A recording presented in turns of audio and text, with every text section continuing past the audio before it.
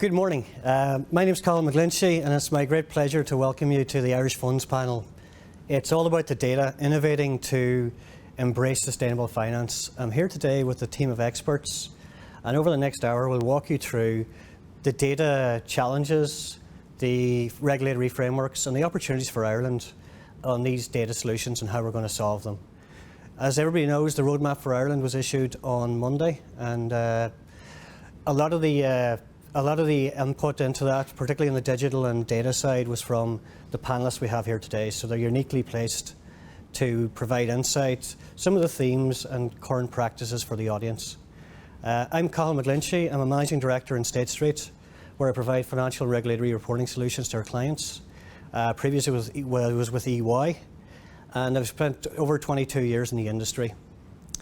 I hold a number of senior roles in the industry. Most recently, I was chair of the Financial Reporting Working Group up until April this year. I'm also a member of the AFAMA Accounting Task Force, and most recently, I'm chair of the ESG Servicing and Data Working Group for Irish Funds. Irish Funds itself has been, in the middle of the implementation for the sustainable finance regime in Ireland. So through both its policy and legal working group, and also through the ESG Data and Servicing Working Group.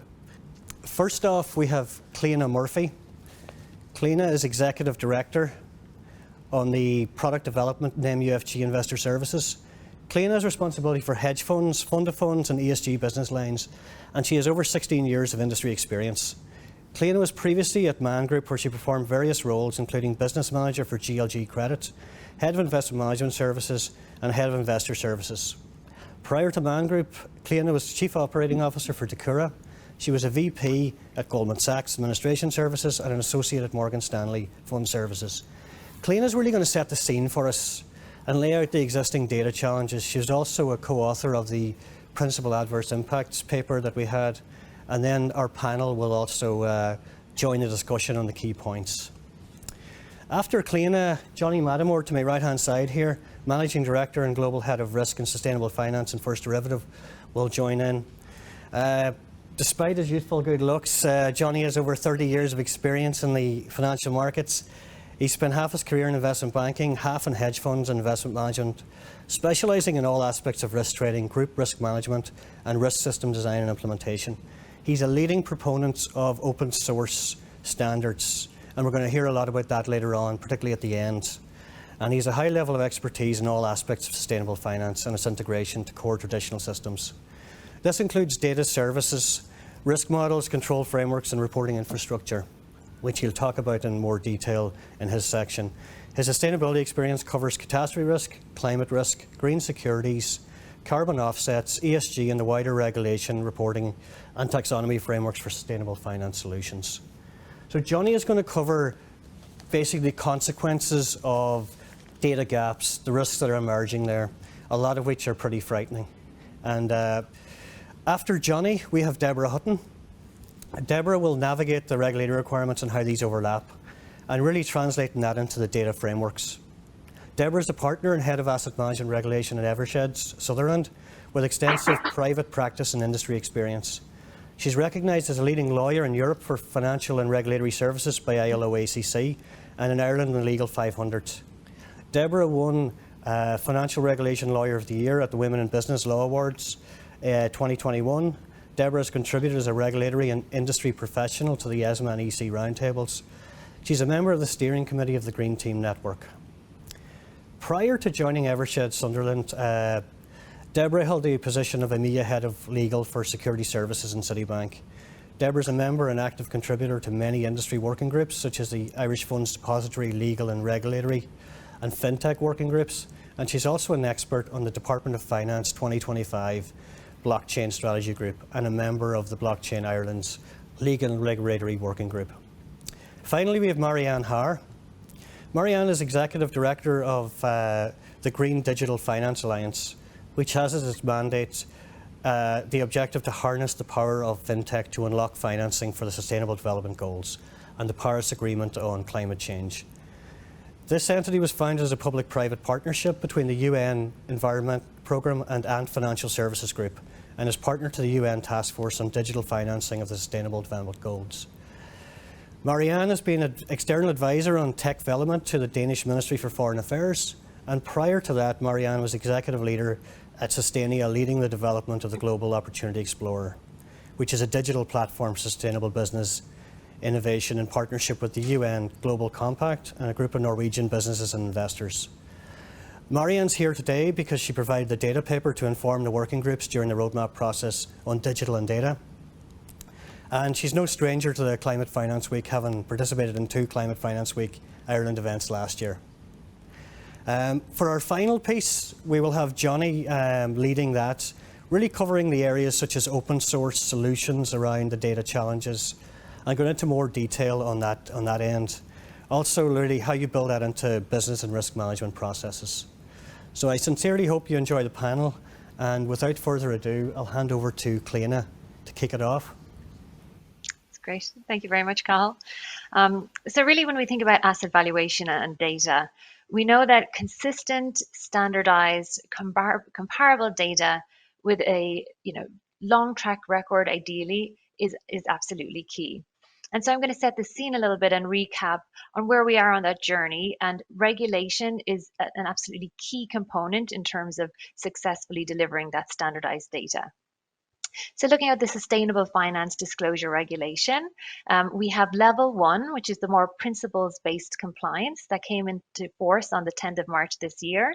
So looking at how you integrate sustainability risks into investment decision-making, updating ESG policies, remuneration policies, updating websites, and very importantly, categorizing the funds into either Article 6 funds, more non-ESG funds, Article 8 funds, which have E or S characteristics, or light green funds, or Article 9 funds, which are dark green funds, which have sustainable investment as their investment objective.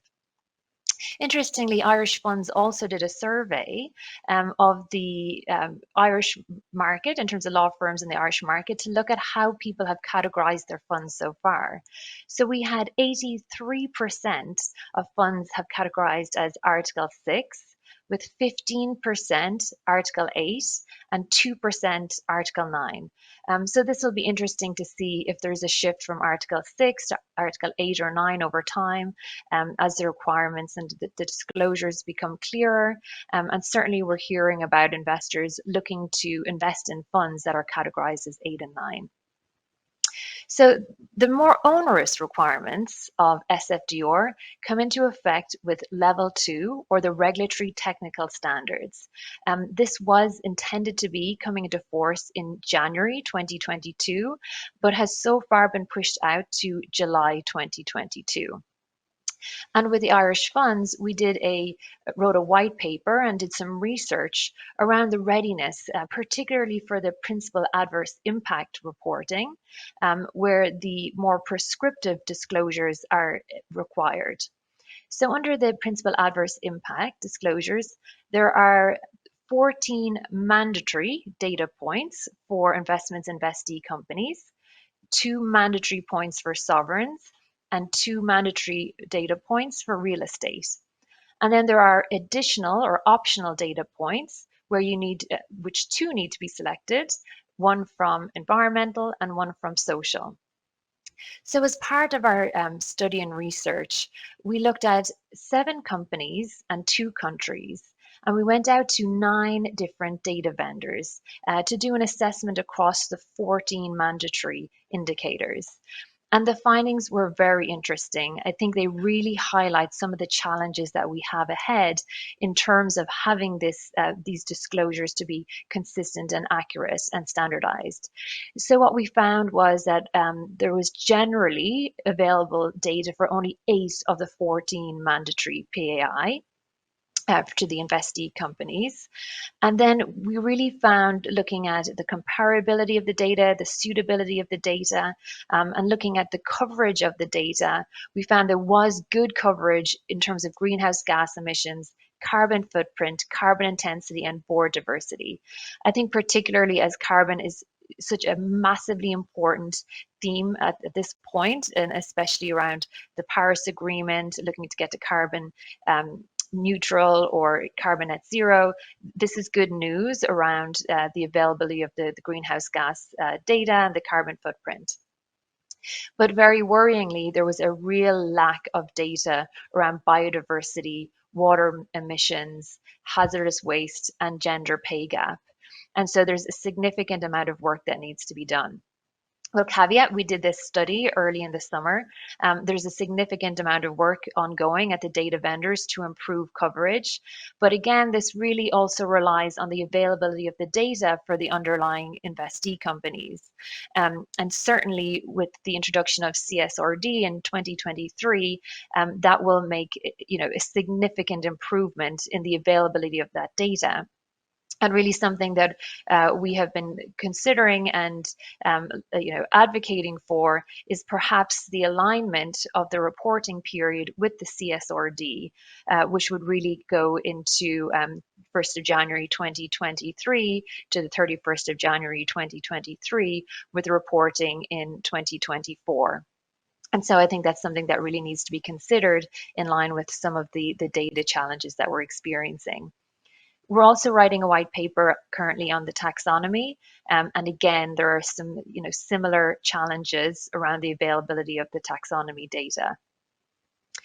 We've also, with Irish funds through AFAMA, replied to IOSCO around the regulatory framework and oversight of the data vendors, and some key proposals and really findings and suggestions are around better transparency of the methodology of the data providers, better governance on potential conflicts of interest, looking at pricing and licensing power, so really around having some larger key data vendors having something of a monopoly, and certainly advocating for the European single access point, which would be very beneficial from an ESG data consolidation perspective.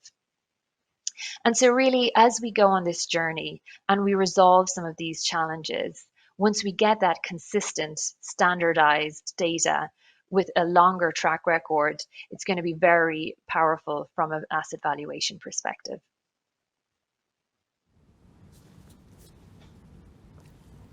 Thank you. Thank you, Cliona. That was great. I might just put it out to the rest of the panel as well, just to see if they've any other comments. Like you said, the original work we did on the PAI paper did show a huge amount of concern around the data gaps. We've similar project on the go at the moment with the taxonomy. So we hope to get a paper out on that in Q4 this year. Any other observations from the panel on the concern around data gaps that are out there, on regulations that are coming in really soon? I'll comment a little bit on what's coming up next, but it's the bond market is a really important market here. People talk about equity markets, ESG of equity issuers and overall companies, but we often forget the loan market and the bond market, the aggregate debt markets, are colossal. And we're only at the beginning of defining green ranges. We talk about the different funds, for example, Article 9, 8, etc. But we're going to get to a more granular level, in my view. And that's every time you try and get more precise on where do you lie on this green spectrum, it's just going to add another layer of complexity of data. So the data gaps that were already identified in the principal adverse impact study by the team, that's really the tip of the iceberg.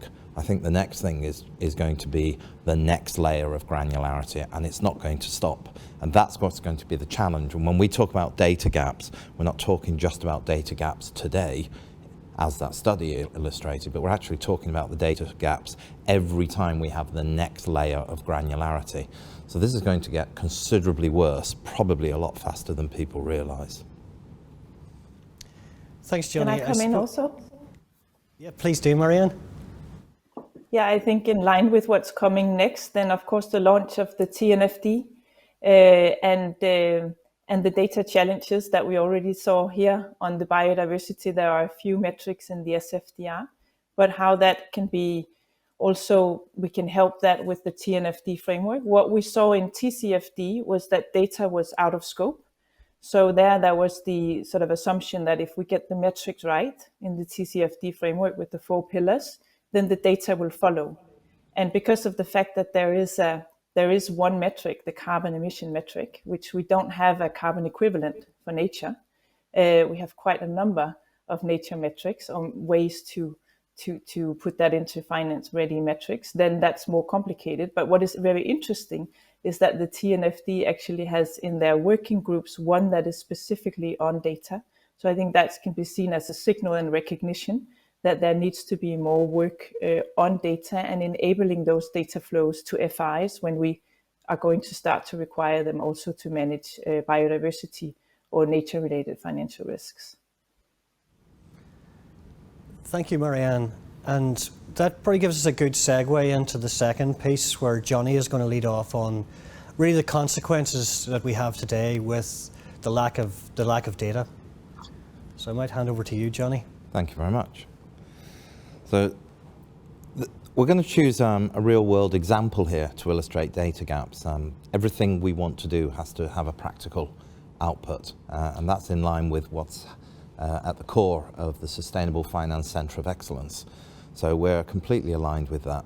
And if we can go forward one more slide, please. Thank you. What I really want to do is use a practical example around green bonds. It's probably one of the biggest growth markets, but it illustrates how immature the market is.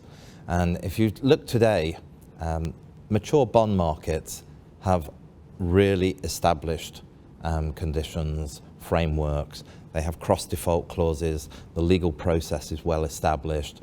The terms of default, the derivatives associated with them for managing the risk and hedging them is extremely mature. You can hedge interest rate risk. You can hedge the credit risk with credit default swaps.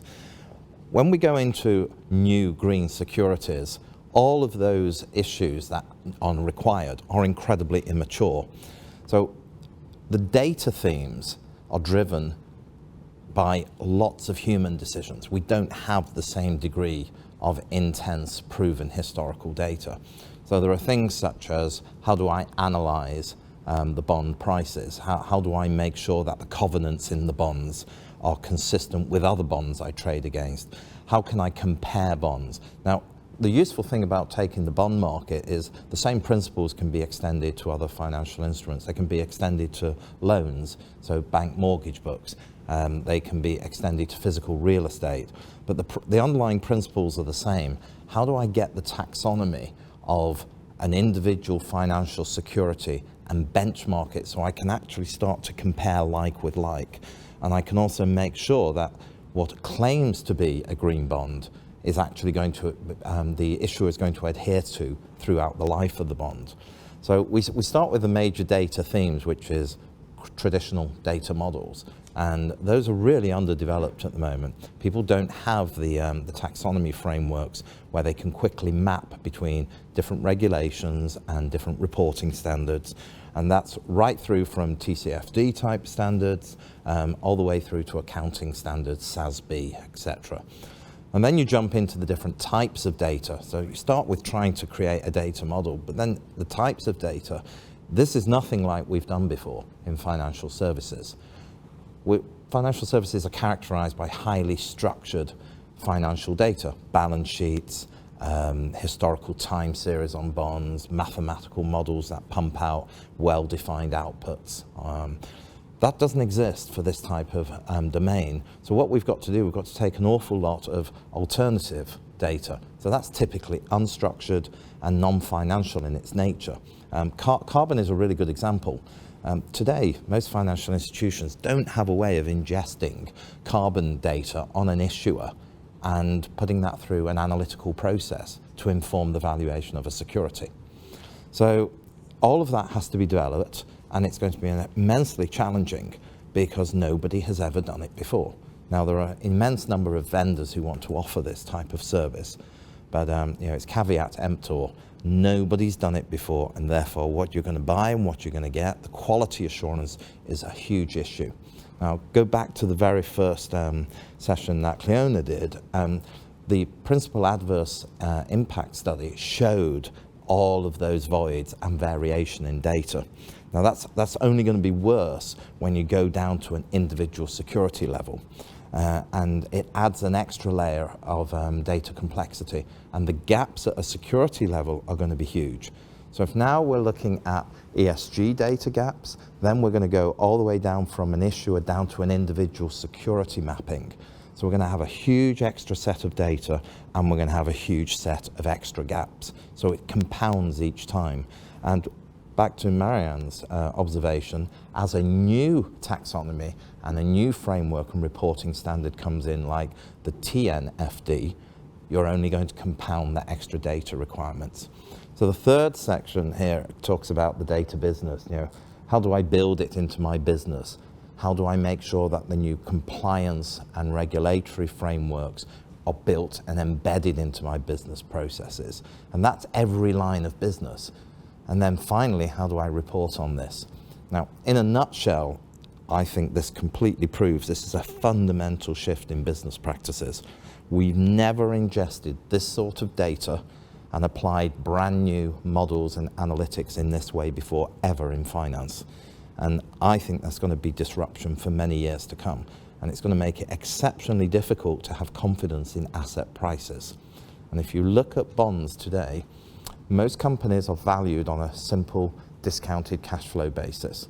Now, one of the big things that's going to happen to companies is they're going to face massive costs in the transition to sustainability.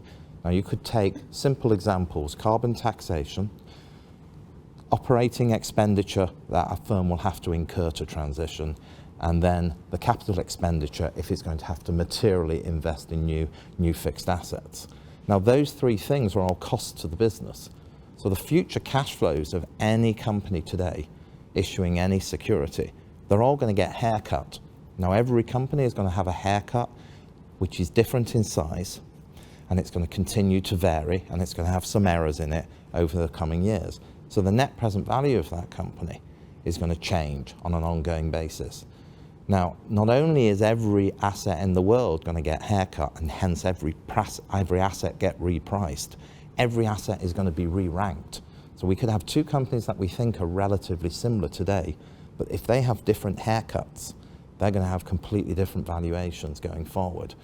And that is one of the biggest problems of these data gaps, the complete uncertainty you're going to have on the asset pricing.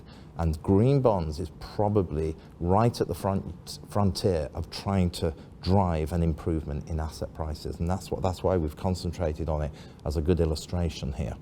So if we just jump forward one more slide, if you consider what a green bond market consists of, the very first thing is you have to make sure it adheres to the right regulations and standards. If you're a global institution, you're probably mapping to hundreds of different regulatory standards. You've got lots of different reporting standards, and you may have to report in up to 20, 30 jurisdictions at any one time. So the difficulty of deciding which standard you're going to adhere to and which regulations you're reporting to, you're going to have to map all of those to each other. So taxonomy mapping becomes a foundation of getting this right. The next thing is you've got to do that for each individual line of business, which we've touched on. And then finally, how do you do the reporting? Now, one of the most interesting things about reporting is that we do have a framework for this in the past. If you take something, for example, for the large asset managers or the big banks, there are risk frameworks you map to. So in banking, there's the BCBS 239 standard. In asset management, there's a whole raft of different risk reporting standards. We're going to have to map the taxonomies in sustainable finance to those established standards. And that's not going to be easy without ingesting all the text-based information in prospectuses, in ISDA documents, in the regulations, in the standards. So suddenly, to change something as basic as a bond business, you're going to have to apply a huge amount of AI and machine learning technology to text-based information so that you can translate that into structured, equivalent financial information. Otherwise, the financial market can't use it. It can't ingest it.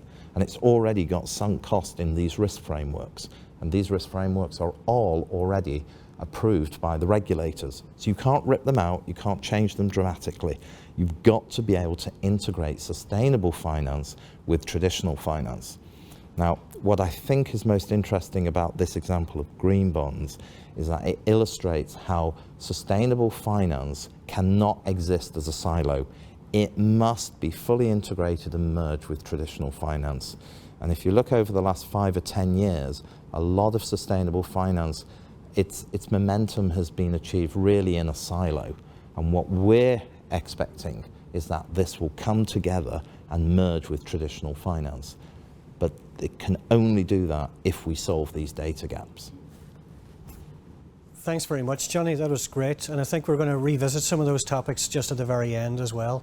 But in the interest of time, I think it's a good lead-in. You're talking about the taxonomy mapping and the challenges around that. I'll just bring Deborah Hutton in as well, just to talk about how some of these taxonomies, the requirements, the new regulations currently overlap. Yeah, thank you, Cathal. So we've heard the problems in summary are quality, comparability, and availability of data sets, which underpin the investment and product selection and the determination of what is or is not an ESG or sustainable investment. What I want to cover is the EU framework that will actually help tackle some of these challenges and how it proposes to do so. This is the nuts and the bolts of the how. The EU framework is ambitious, but it is not without teething problems, which are arguably inevitable consequence of such an ambitious and much needed change of law.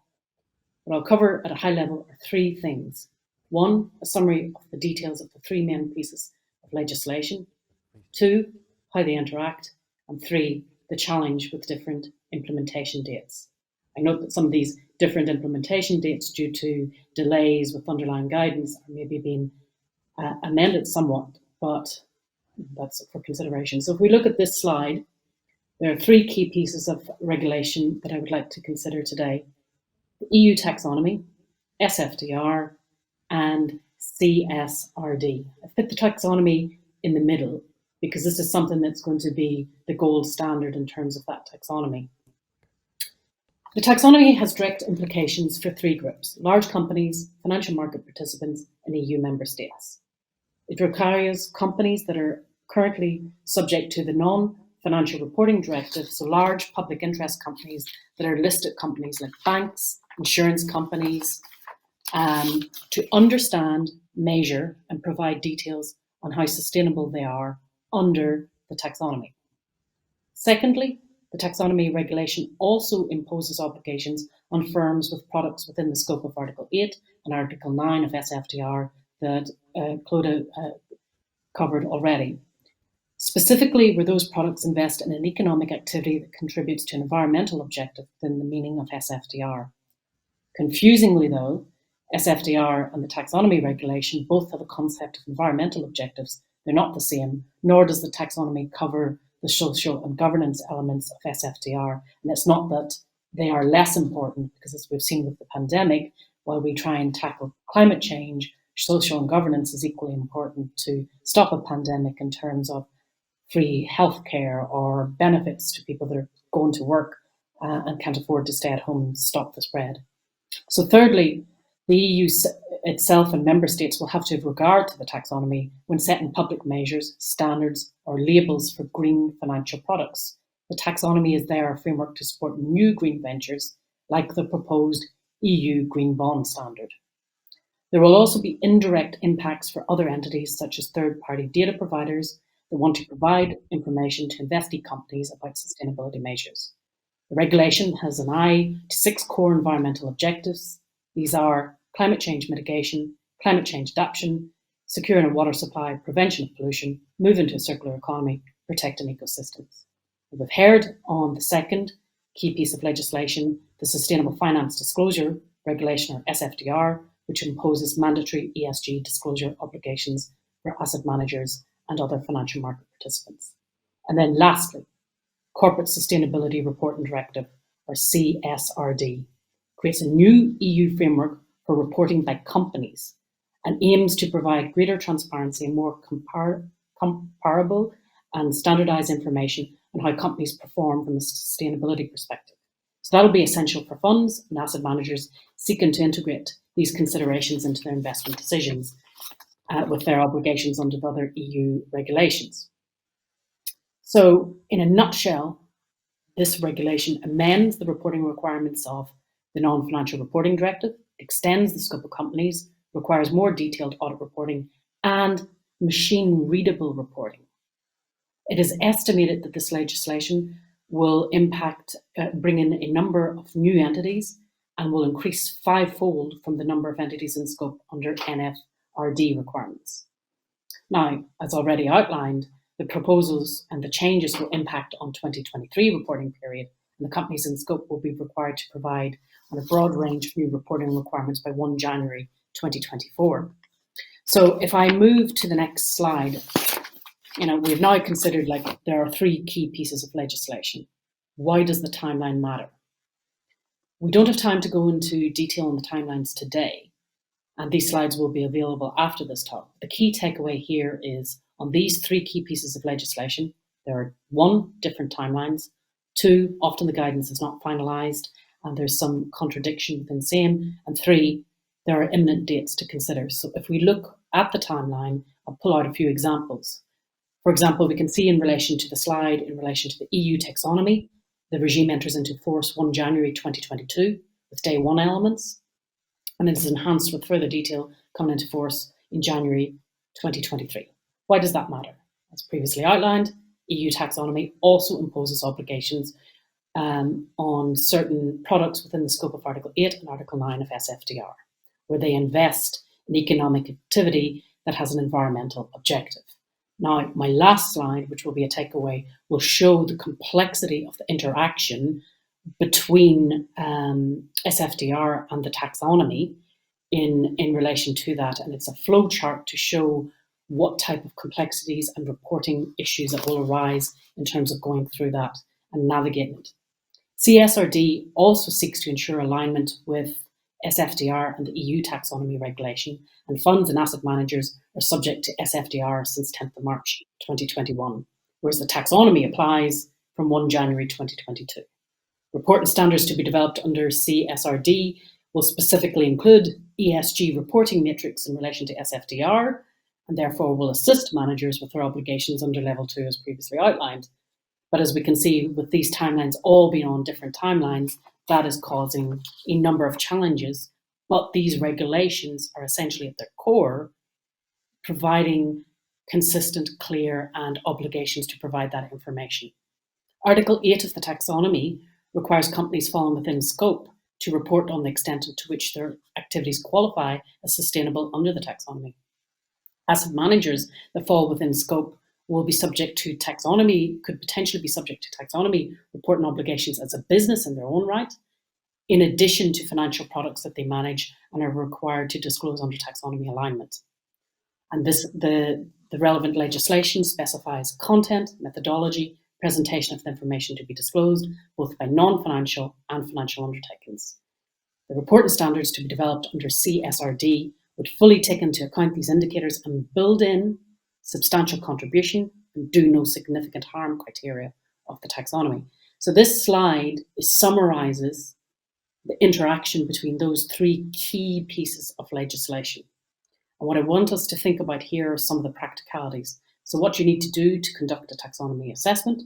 Well, for each company you would be assessing, you would need revenue breakdown by activity or expenditure, an allocation to each activity, information about the company's performance against screening criteria, and do no significant harm assessment, management of data for assessment of safeguards, and availability of data, as we've heard, is a real issue. While some of these regimes that I've talked about might make it easier to get the relevant data to be available, for certain firms, this data is not going to be available quickly enough, as we've seen from the timelines. So at least initially, taxonomy alignment figures are likely to be very low, and we can see similar challenges as we've heard in terms of the statistics, because in terms of that Irish funds survey that we heard about how few funds categorise themselves under Article 8 and 9 in Ireland, that was replicated with similar statistics across Europe. So we can see similar challenges under the taxonomy. Now, if we move to the last slide, this is sort of a practical example of the decision tree between the interaction and the complexities when you see SFDR and the taxonomy, where it may touch upon Article 8 and Article 9 products. So I suppose in conclusion, the combined effect of these three pieces of legislation will be to provide greater clarity to investors on the substance behind sustainability claims, and will hopefully provide empirical evidence as to the underlying portfolio sustainability. It has been recognised, and I understand the challenges outlined by other panellists in a letter from the ESAs to the Commission, which points out the issues around data, but there is a need for proportionality among other points. It does need to be greater analysis and understanding of what is required in relation to the data, the methodologies, the due diligence, the vendor selection process. Data is not static. Sometimes it won't be possible to have a long historical data because some of these initiatives are promoting new businesses and investing in initiatives that will promote the green objective of the EU. And finally, while a lot of great work has been done, with Ireland contributing in a real and meaningful way, we're at the start of a critical change in law that is grounded in trying to tackle these real problems of climate change that is affecting us all at this pivotal juncture. Thanks very much, Deborah. That was great. And it was great just even the visuals there that help make sense of how they all interconnect. Next up, we have Marianne Haar. I think you're joining us from Denmark, Marianne, are you, today? How's everything there? Yes, very nice. Beautiful weather, really cold, but we're used to it.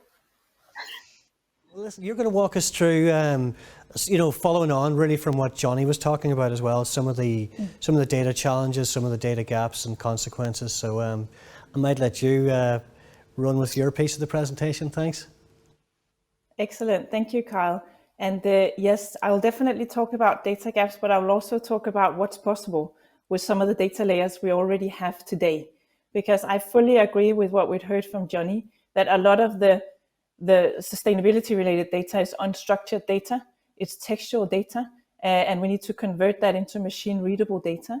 But when we look into a lot of the databases out there, some of them have data which can be repurposed, which is not only textual data, but some of it is also observed data. So I'll also come into sort of what some of the possibilities today, even though we have the big gap. So one thing to note, I think is interesting also, as I highlighted with TNFD, they have a data working stream, which TCFD did not. Then in the SFDR also in its Article 40, it actually talks about data. It says that you need to describe the data sources used, the measures to ensure data quality, as we have been talking about, and also how data is processed and the proportion of data estimated.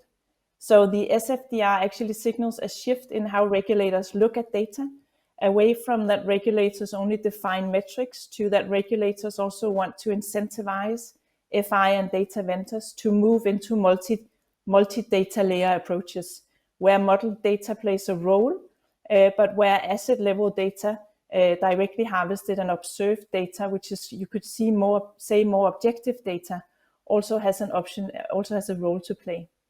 So the greatest challenges is not necessarily in where we saw from the presentation the data gaps from the vendors. It's not necessarily only an expression of the fact that data is not out there, but that data. So if we look at the biodiversity, for instance, where there was a big gap identified by the report, if we look at biodiversity data, one of the big issues is that there are more than 250 biodiversity databases, and a lot of them are publicly funded, but the data is not structured according to economic activity, so you can link them to an ESIN code and thereby to an issuer. But the problem is that the biodiversity data sets are structured and linked to geolocation. So they're geolocation specific, but not linked to economic activities. So given these challenges, what is really possible today? And I took out on the slide here, the first slide, really looking at biodiversity and only looking at that small part of the draft RTS that talks about biodiversity sensitive areas.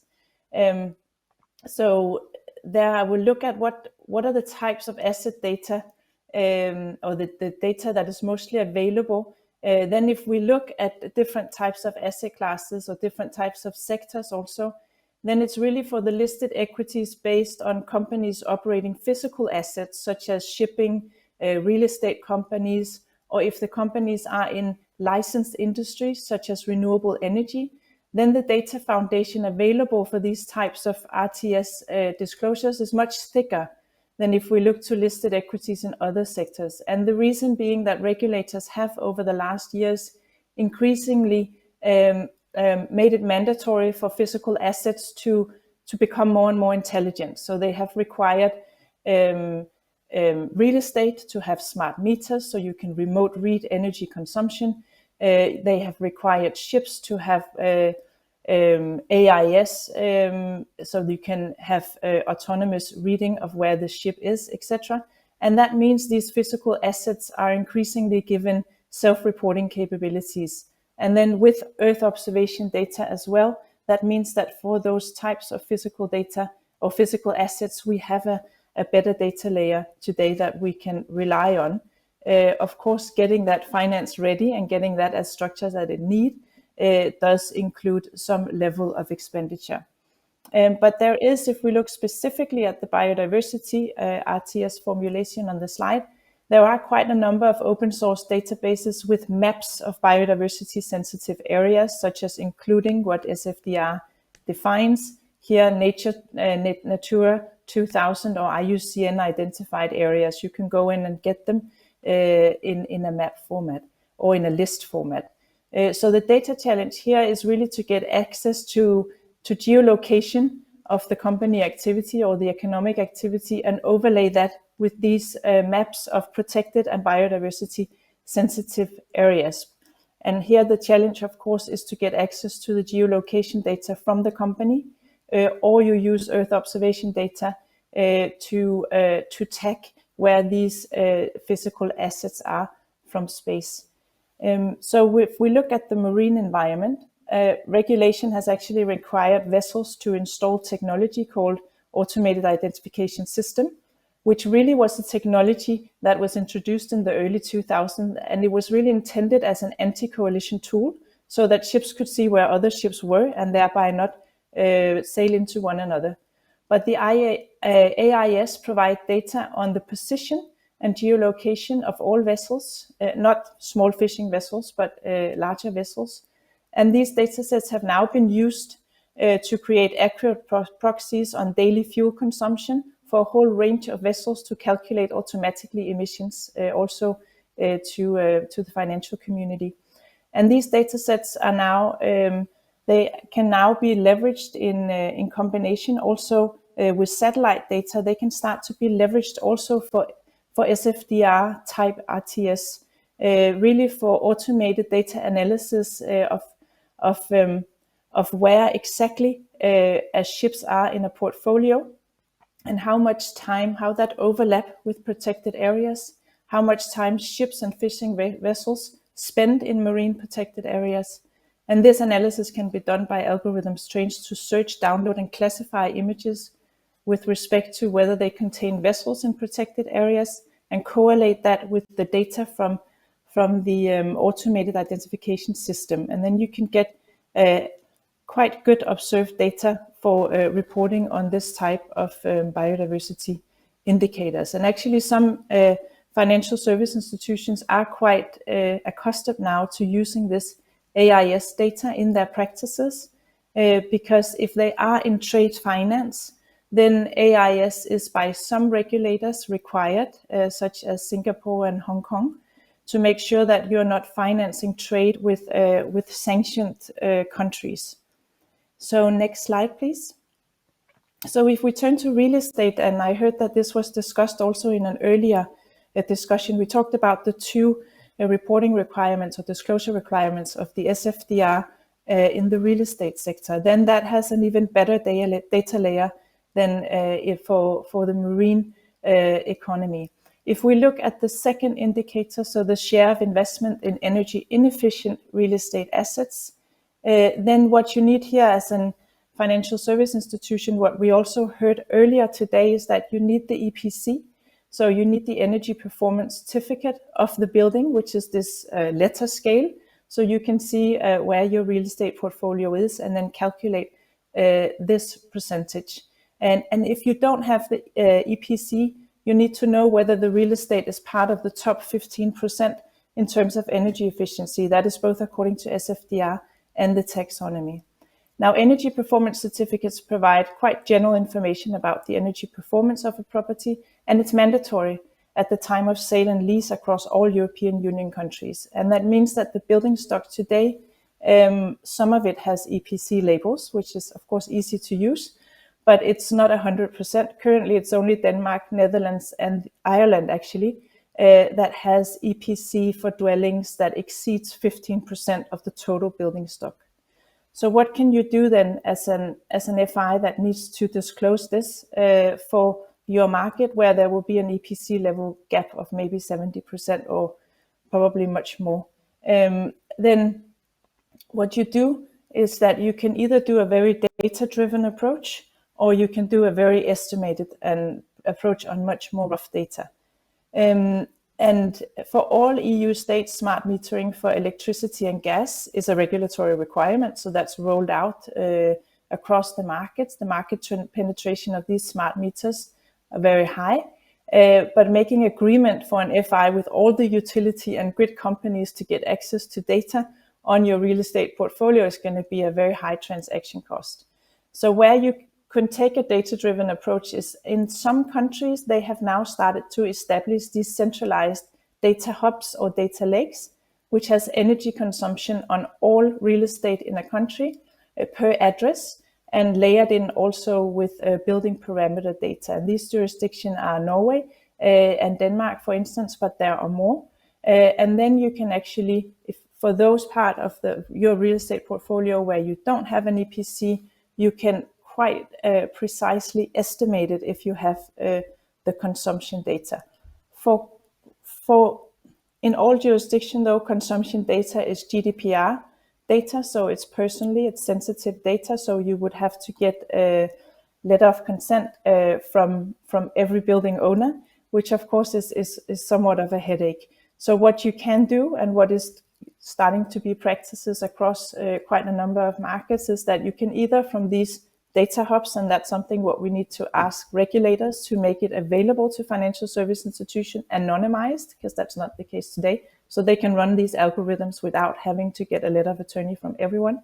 But also that you can go into already today real estate registries and you can get sort of a number of the building parameter data, build year, floor size, etc. And then you can, together with weather data and annual energy data, you can still estimate your EPC labels or your EPC labels and distribution across your real estate portfolio for you to disclose that according to the second real estate RTS of the SFDR. So just to say that some of the asset level self-reported data is available. Some policymakers and regulators have actually structured it in centralized data infrastructure, such as these data lakes.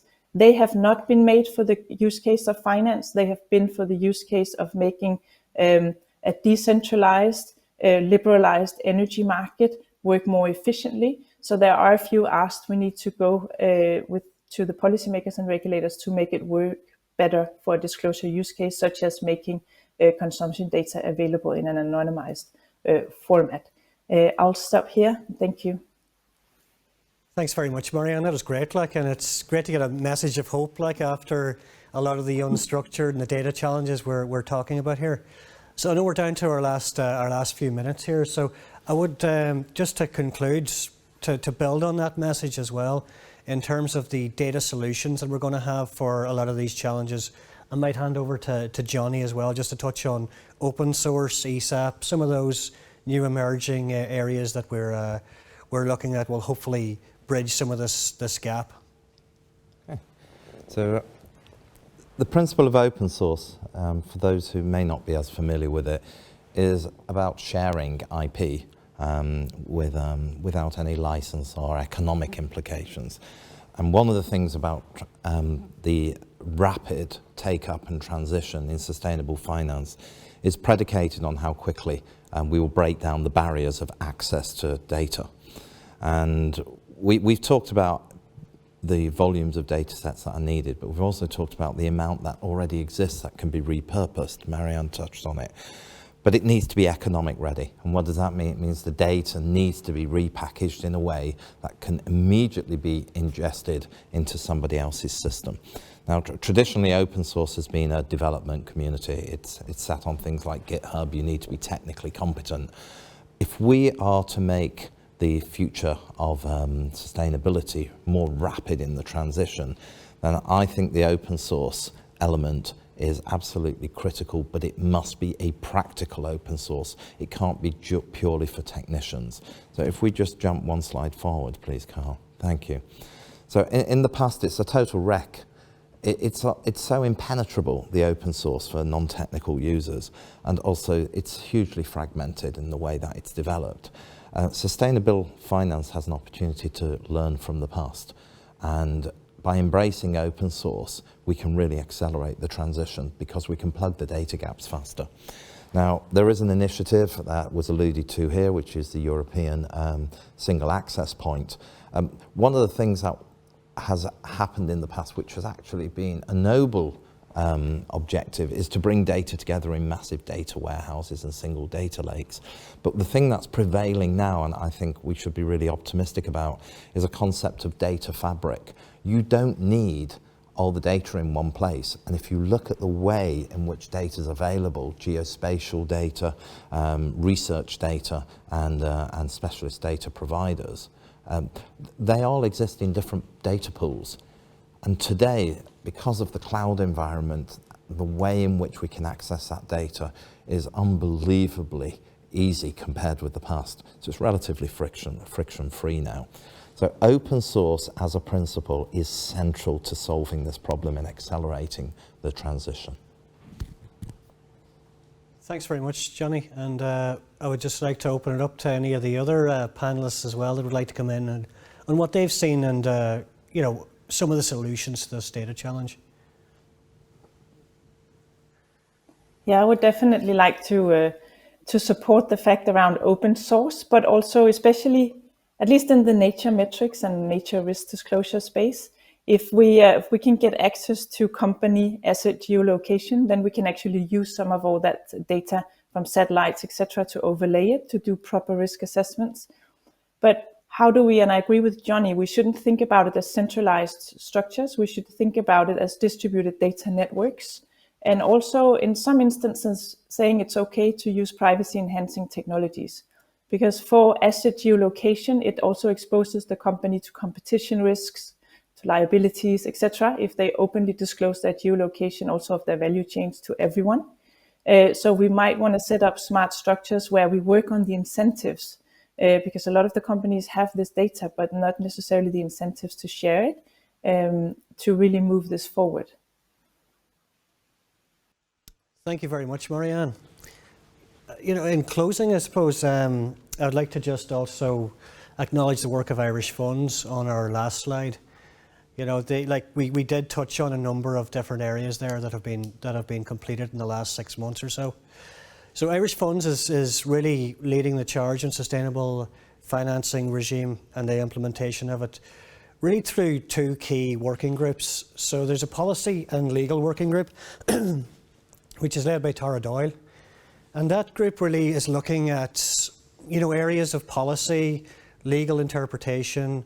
It's comprised of a wide range of different industry professionals across managers, across the legal firms, across other large multinationals.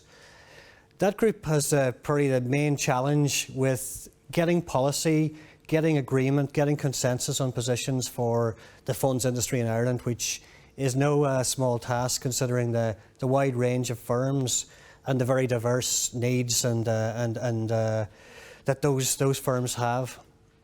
So Tara and team have been very, very busy. As you can see on this, they provide an awful lot of the feedback on the consultations. So the consultations typically default back to that policy and legal working group. And in recent times, they've been, you know, replying with a lot of collaboration with AFAMA back on numerous consultations. The other working group is the one that I chair, which Johnny and Cleana sit on. And these two groups aren't operating in isolation. They're operating with a lot of different other working groups, Depot Working Group, and Deborah on the panel, she sits on the FinTech Working Group. So all these, an awful lot of collaboration.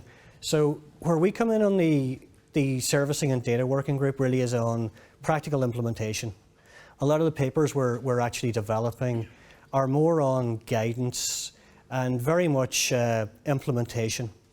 So the taxonomy paper, which is coming up in Q4, the principal adverse impacts paper, which has just been published, and some of the slides that you've just seen, particularly the taxonomy and the linkage to SFDR and CSRD, that is coming up in a CSRD paper now in the next month. So there's an awful lot has been done, and a special word of thanks as well to the very active Secretariat and Irish Funds, particularly Patrick Rooney, who's been the main man behind the scenes. So just in closing, I'd like to give a quick word of thanks to Sustainable Finance Ireland for the opportunity to present today, and thank the panel for their excellent contributions. We've had a whistle-stop tour of ESG data. As outlined, ESG data is very unstructured, it's inconsistent. The regulatory framework is very, very complex and still evolving. But we do feel that there are technologies emerging, and Ireland is very, very well placed, particularly through the Roadmap for Ireland, the Centre of Excellence. There's a lot of initiatives here which are driving this forward.